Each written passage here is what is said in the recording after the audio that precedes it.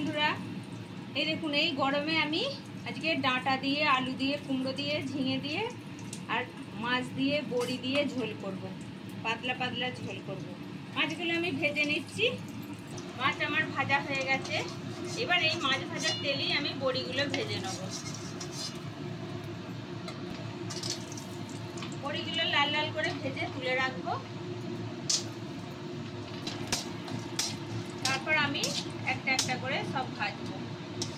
বড়িগুলো ভেজে তুলে নিয়েছি। তেলে দিয়ে একটা লঙ্কা আর একটুখানি 5 ফোড়ন দিয়ে নিচ্ছি। ফোড়নটা আমার ভাজা হয়ে গেছে। এবার আমি আলু কুমড়ো সব একসঙ্গে দিয়ে দেব। এটা ঝিঙেগুলো দিয়ে দিলাম এর সঙ্গে। একসঙ্গে সব কিছু ভেজে নেব। একটু ভালো করেই ভাজবো। ভাজি তারপর আপনাদের দেখাচ্ছি। এটা আদা বাটা ডিপে ধোয়া জল। এতে 1 চামচ আমি আদা লঙ্কা বাটা দিয়ে নিলাম, 1 চামচ জিরে গুঁড়ো দিলাম, 1 চামচ ধনে গুঁড়ো দিলাম, পরিমাণ মতো হলুদ দিয়ে নিলাম আর এতে পরিমাণ মতো নুন দিয়ে নিলাম। এবার সব মশলাগুলো একসঙ্গে আমি মিশিয়ে রেখে দিচ্ছি।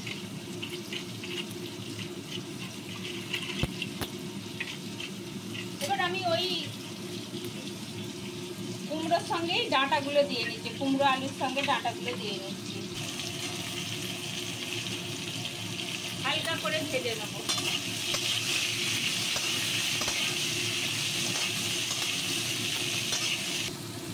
এবার আমি মশলাটা দিয়ে নিচ্ছি। সব মশলা দিয়ে একসঙ্গে কষে নেব। মিনিট দিয়ে কষবো। তারপর আমি এতে কুসুম কুসুম গরম জল দেবো। মশলাটা আমার কষা হয়ে গেছে। এবার আমি এতে কুসুম কুসুম গরম জল দিয়ে দিই।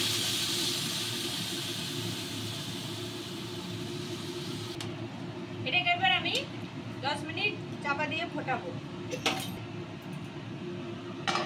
এটাকে আমি 10 মিনিট চাপা দিয়ে ফোটাবো। এবার ঝোলটা আমার ফুটে গেছে। এবার আমি ভাজা বড়িগুলো সব দিয়ে নিচ্ছি এতে। দিয়ে এবার ফোটাবো।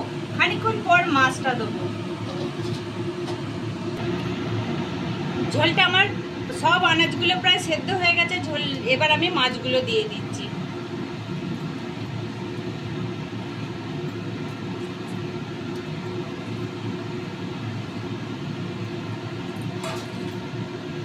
দিয়ে আর মিনিট 5 ফোটাবো। তারপর আমার ঝোলটা রেডি হয়ে যাবে। আমার ঝোলটা রেডি হয়ে গেছে। এবার আমি নামিয়ে নেব।